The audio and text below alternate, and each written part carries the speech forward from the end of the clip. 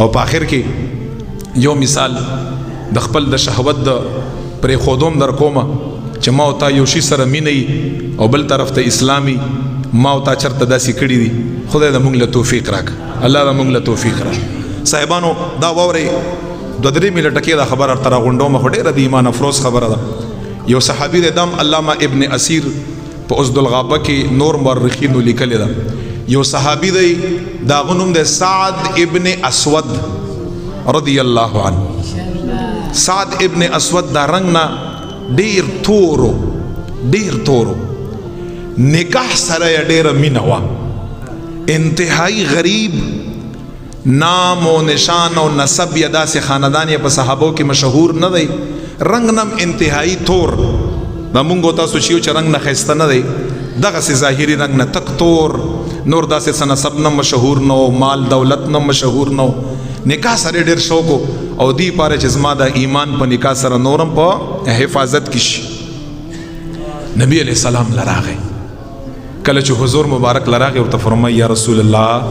صلی الله علیه وسلم ستا دا سعد نه دی، سعد ابن اسود، یا رسول الله مبارک دله هیڅ څوک خزانه ورکي. ډیرو کورو له دروازو له لاړم، هر سړی راته چې مونږ تاله لور ورکو تخپل ځان ته کتلی دي. هغه زمانه ټول یو خلکو یو شان لګانن سواز ما اوستا زمانه کې یا رسول الله ډیرو دروازو باندې وګرځیدم، خو ستا دغه سعد ابن اسود له هیڅ څوک خزانه ورکي. ازما د ارمان دی چې زه نکاح وکړم. په عربو کې یو صاحبو عمر بن وهب الثقفي رضی الله عنه، دا اوس مسلمان شو او لږ غونډه ټیم یې په اسلام او په ایمان کې شو. د یو لوروا حسینا جمیلا زهینا فطینا ډیر په هر صفت باندې پر او مامور لوروا. نبی علیہ الصلوۃ والسلام تی چې ګلو کړه سعد ابن اسود رضی الله عنه، پیغمبر علیہ السلام ورته فرمایي چې ورشه منډه عمر ابن وهب ثقفی له ورشه، داغه چې کومه لور ده هغه متاله په نکاح کې درکړه، ورته وایي چې رسول الله مال په نکاح کې را کړی ده. سعد ابن اسود فرمایي سعد اسود رضی الله تعالی عنہ چې زکله ورلم عمر ابن وهب تور مخامخ شوم او دا غلور خو په حسن او جمال او په ذہانت او په فطانت او په دې کې مشهور او ډېر هر لحاظ باندې خوا. چې ما ورته وی چې رسول الله مبارک را لګلای مو حضور علی السلام مبارک زمانه کا ستالور سره کړی دا، ورته چې زستاله لور کوم خپل ځان ته کتلی فلان ډېر خبرې ورته وکړي. بس د کورنا را واپس کا چې کله واپس شو د کور نه واته په دې وخت کې د عمر ابن وهب چې کومه بچي و ارخ کار شو، هغه ورته چې بابا جانا دا چاره لګلو رسول الله را لګلو، ورته فرمایي ته څنګه دا خبر ورته کړی شي. आवाज یې ورته وکړه چې اے صاحبہ والد صاحب دی چې आवाज ورته وکړه چې رسول الله مبارک را لګلې دی، ما ته دا نکاح قبول او منظور ده او زما خاوند دی. خدای مخکې وته او د आवाज یې وانه ورید. نبی علیہ السلام لاړ حضور مبارک ته فرمایي قربان عمر ابن وهب ثقفی خپل کور نه راوشړلم، ورته چې ها، ورته چې او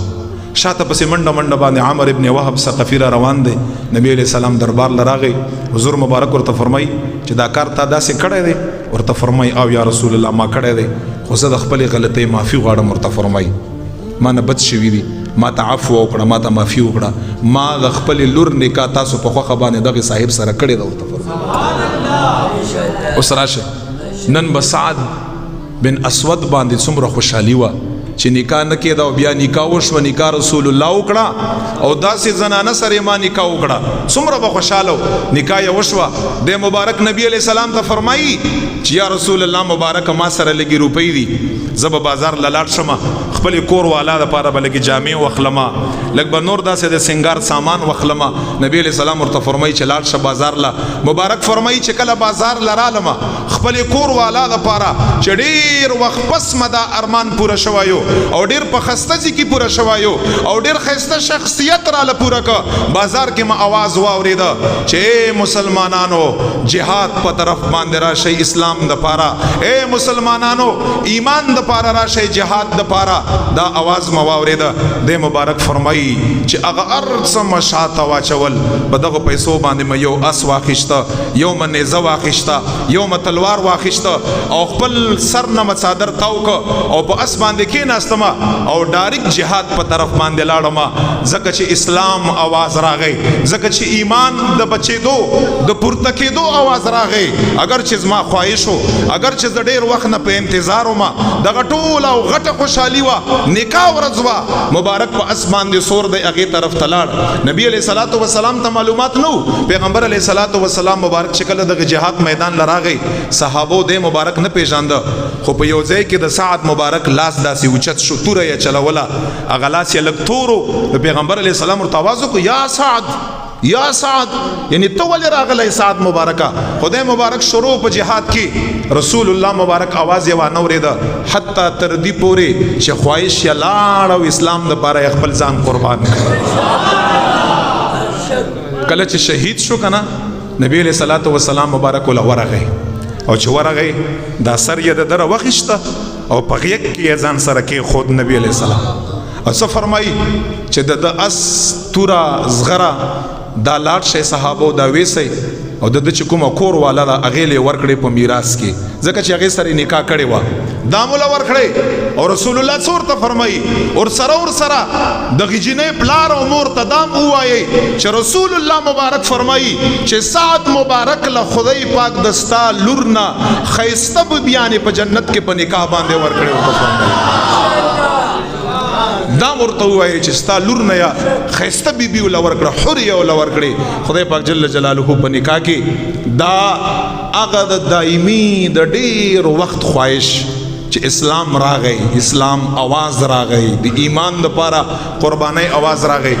دومره لوی لوی خواهشات صحابه کرامو څه دي هغه یې پرېښودي دي